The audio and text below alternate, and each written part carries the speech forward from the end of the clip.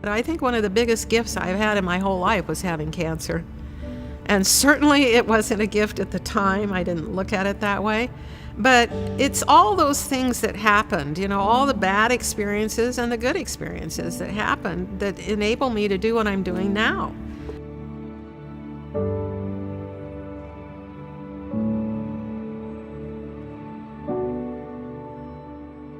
I actually found out I had advanced cancer in a phone call to my office at work on a Friday afternoon about 4 o'clock, telling me that they'd gotten some tests back and I needed to be in the hospital first thing Monday morning. During that time, it really tweaked my curiosity and interest in why healthcare providers, the doctors and nurses who were taking care of me, the worse my prognosis got, the more they kind of withdrew. As I was going through this experience, I realized there was a real issue. There's a real problem with how doctors talk to their patients. Maybe there's a way to change it, to make it better for patients going through this in the future. And one of the things I started was a Cancer Peer Navigator program, where we recruited cancer survivors and trained them to be cancer coaches for newly diagnosed cancer patients, because I remembered how tough it was for me, how difficult that experience was. And so to try to give back and help them. I'm meeting with these people who are going through treatment, and I discover there are people who are homeless, who come in and go through a surgery or treatment and then are discharged back out on the street. And so I started trying to figure out how we could change that, what we could do to make that different and give them a place to go. And I was feeling good about the programs I developed and what I was doing. And then in 2014, my world fell apart. Joshua was my first grandson. He was 34 at the time, and he died of an overdose on the streets of Omaha, Nebraska. He was struggling all of his life with addiction, and that led to him being homeless most of his life as a young adult.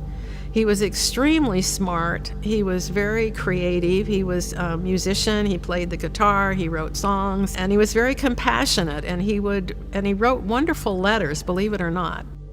I'd like to read a couple sentences from one of those letters. Grandma, I've been thinking about why I'm here. What's my purpose in life? I think, in the big picture, the most important purpose for all of us is to love. To love ourselves, to love each other, and to love the earth. To practice love in all aspects of our lives, every day, with everyone. His death was such a loss that a life like that could just be ended, be gone.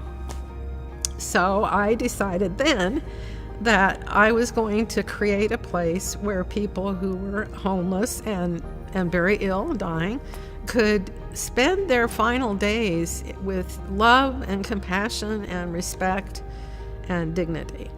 When I first started thinking about creating a hospice to help people who were homeless and dying, there was just never a second thought about it. It was like, this is Joshua's house. This is what he would have wanted to do.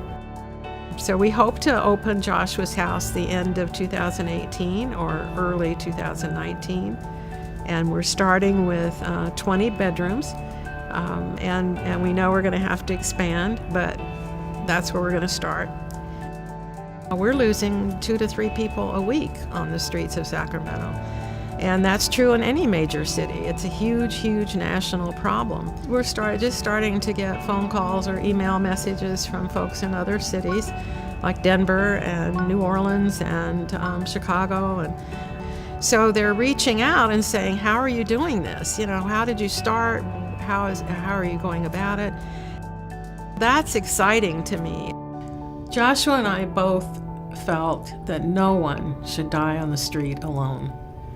I would want him to be very proud, but very pleased, and feel like his life mattered, because it did. It mattered not only to me, but it's going to matter to a whole lot of other people.